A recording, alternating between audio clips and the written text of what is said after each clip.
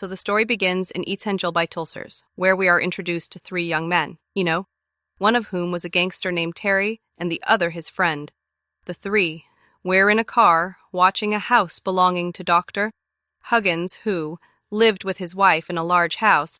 Observing these two elderly men, they decided to rob the house, as it seemed easy to them. Carrie's mother worked there, so he was a frequent visitor. Carrie saw a large locker in the house, and his intentions were corrupted. Greed arose in his heart. He felt as if it contained a huge treasure. When he told his friend about the locker, they decided to rob the house. They included the gangster in their plan because the gangster was a master of robbery and theft, and the task seemed like child's play, having committed similar thefts many times before. It was well known that Huggins went out for dinner with his wife every Friday, but today was also a Friday. So the three waited for them to leave, and, in the meantime, they planned to rob the house. The car in which they were keeping watch over the house wasn't their own, but belonged to a female friend of Terry's friend, Mary. She had to go to work, so she came and asked for her car back from them. As soon as Mary arrived, Huggins and his wife left. Mary, already aware of their intentions, tried to dissuade her friend from doing so, but her friend's greed was too great, so he ignored her and entered the house with his friends. His friend didn't give Mary the car keys but took them inside with him, but that's why Mary remained outside. She had kept the keys with her, so she could wait outside. As soon as they enter the house, the three of them begin packing up the expensive items. While searching, they also find the room of a little girl, Huggins's daughter. She had died some time ago. Even today, her room was decorated the same way. Then they head to the basement, where they find the locker which they try to open.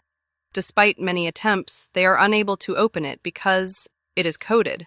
Outside, Mary starts screaming because they were already late, and it's almost time for Huggins to arrive, so they become increasingly nervous. They don't have time.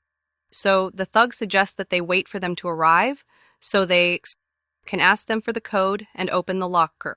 Both of them are impressed by his plan, and they agree. Then, Mary's friend goes outside and persuades her to come inside the house to avoid any complications. While they were chatting, Huggins and his wife arrived. As soon as they entered the house, the three men attacked them. Mary was also inside, so Huggins and his wife assumed she was their accomplice. Huggins' wife was injured in the incident, but they paid no attention to her. Mary quickly bandaged her. Meanwhile, Huggins noticed the name written on Mary's hand. Huggins knew all the children in the town, as only a few people lived there. Therefore, Huggins immediately recognized Mary and her friend. Terry, also a friend of theirs, was also able to identify Terry. Although Terry tried to hide from Huggins, it was to no avail. Because the thug wasn't from the town, he escaped Huggins's notice and remained undetected. Together, the three men tied Huggins and his wife with ropes and began executing their plan. When they were taking Huggins's credit card, Terry inadvertently blurted out the thug's name, Coat, which Huggins also heard. This meant that they had gradually come to know him. After stealing the goods, the three men came to Huggins to ask for the locker code. Huggins said, "There's no locker in our house." To expose Huggins's lie, they made him sit in front of the locker in the basement and asked God again. Instead of telling God, Huggins advised them to go home. But Mary's friend didn't listen, as everything was going according to his plan. He assaulted Huggins, but he refused to speak. Seeing this, the thug demanded more stern action. However, Mary was deeply hurt by this, and she began to leave. Seeing this, the thug goes after her, as Mary's exit could be dangerous for them all. When the thug approaches Mary, he discovers that Mary was actually going out to call the police. This enrages the thug. He grabs Mary but doesn't kill her. He simply warns her and lets her go.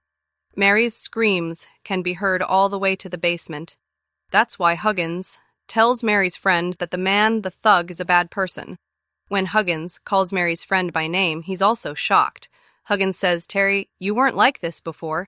You've become like this because of this thug's company. Mary's friend and Terry now understand that they've come under his radar, and he knows their families well. Therefore, he gives them another chance and asks them to leave. However, Mary's friend, lured by the money, he refuses to back down. Terry, however, decides to stay away from everyone. Meanwhile, the thug ties Mary up and brings her to the basement. They again ask Huggins for the code, but when Huggins refuses, the thug instructs Mary's friend to cut off one of his wife's fingers. Mary's friend does the same. Although Mary tries to stop him, keen out of fear of the thug, he cuts off Huggins' wife's finger and quietly asks Huggins for the code. Huggins remains adamant, neat, even though his wife's life is in danger.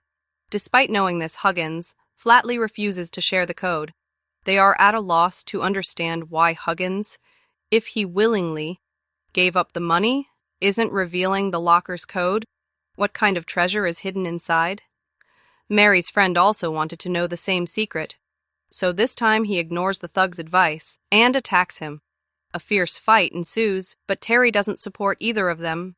In the ensuing scuffle, the thug stabs Mary's friend, leaving him wounded and falling to the ground. The thug himself handles the situation. Agnes had already realized the thug was a dangerous man. To save his own life, he immediately tells him the code. However, the code was wrong. This enrages the thug, and he moves forward to kill his wife. Seeing this, Mary hits the thug on the head with a hammer, severely injuring him. He dies from the bleeding on the spot. Mary's friend is still breathing, so she asks Huggins to treat him. They then take him to the operating theater. Mary's friend is in terrible pain, but Huggins, preoccupied with his wife, ignores this. He seems unconcerned. Seeing this, Mary begs Huggins to treat her friend, and Huggins agrees. Huggins removes the blade from her bandy and tells everyone to leave, asking them to take care of her until an ambulance arrives. Outside, Terry tries to comfort Mary, who resembles her sister and was once a friend of hers. However, she has disappeared some time ago, and Mary blames her for this. Terry wanted Mary to take her sister's place and live with her, but she opposes this as they were trapped here because of the locker Terry had mentioned. When Mary goes to check on her friend, Huggins refuses to let her in. But when Mary forces herself inside, she finds her friend unconscious. Huggins claims she's under the influence of medication, which is why it looks that way, but Mary doesn't feel right. Mary calls for an ambulance. When Huggins goes to call for an ambulance, Mary checks on her friend and discovers that she's dead. Her pulse has stopped. Mary believes Huggins is the one who killed her. Huggins calls, but we then see that the phone wires are cut. It means Huggins was staging it all. When Mary comes out, she sees Huggins' wife giving Terry an injection to heal his leg injury. Mary now understands that she is completely trapped in this house, and when she tries to get out, all the doors are locked. Then his wife comes to Mary and abuses her. Canute slaps her and calls her daughter's name. But Huggins comes and consoles his wife, telling her that she has amnesia and takes her away. Mary comes and asks for Terry's phone, but she says that Huggins has her phone. They then have tea together and Terry feels much better with her, but Mary has no interest in him. She refuses to take anything. Huggins shows her a notebook containing photographs of many missing girls, all done to keep the memory of Huggins's wife alive. It also included a photograph of Mary's sister, leading her to believe that Mary was behind her disappearance. When Mary insists on opening the door, Huggins locks Mary in the cupboard and goes upstairs to put his wife to sleep. However, his wife decides to punish Mary, to which Huggins agrees. Meanwhile, Terry's legs become numb due to the injection Huggins's wife gave him, but he still remains confused. Carrie was sent to keep an eye on Mary. However, she manages to lure him out of the cupboard and plans an escape, promising to get Terry out as well. After locking the doors, Huggins and his wife release a gas to punish Mary. Mary begins to feel sick. Mary manages to snatch Huggins' wife's mask and puts it on herself. Meanwhile, Huggins' wife gives Mary an injection, while Huggins takes Terry away.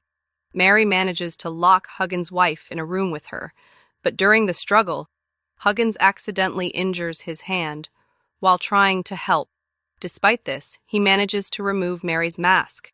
Mary demands Terry and the house keys in exchange for Huggins' wife, and Huggins agrees. She takes Terry to the garage, preparing to leave. However, Huggins and his wife appear in front of them, stopping her. It is then revealed that Terry had made a secret deal with ... Huggins. He had promised to introduce Terry to Mary's sister. Soon the truth behind everything unfolds. After the loss of their daughter, Huggins and his wife had become emotionally unstable and involved in strange activities, leading to a tragic series of events. A week later, Terry's mother visits their home, asking about her son, but Huggins and his wife deny knowing anything. Later, they are seen covering something in their backyard, hinting at a dark secret being hidden forever. It's an unsettling revelation. The story ends on a somber note, showing how grief and guilt can ... not lead people down a dangerous path from which there's no return.